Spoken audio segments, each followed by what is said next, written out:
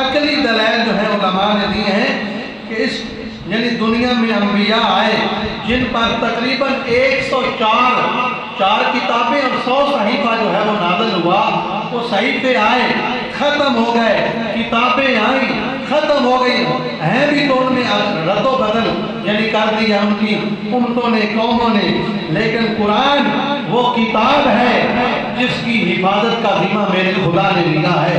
پہلے نبی آئے، ان کی نبوت بھی ختم ہو گئی، ان کی کتابیں صحیفے بھی ختم ہو گئے، لیکن یہ آخری کتاب ہے۔ پہلی کتابیں آئی تھی وہ ختم ہو گئی، ٹھیک ہے، کیونکہ اس کے بعد اور کتابیں آنی تھیں، اس لیے رب نے حفاظت کا ذمہ نہیں لیا۔ وہ قرآن آخری کتاب تھی، اس کے بعد کوئی کتاب نہیں آنی تھی۔ میرے رب نے فرمایا کہ یہ حفاظت کا ذمہ میں خدا لے رہا، قیامت تک اس کو کوئی رد و بدل کر سکتا نہیں ہے۔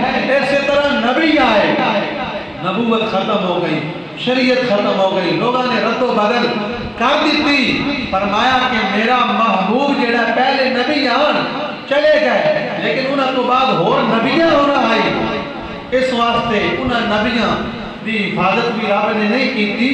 ایک بنی اسرائیل دی قوم نے ایک دیہڑے میں صبح دے ٹائم 43 نبیاں شہید کر دیتا، انہاں دی جگہ تے 100 عابد لوگ عبادت گزار آئے، نیکی دا حکم دینے واسطے، برائی روکنے واسطے۔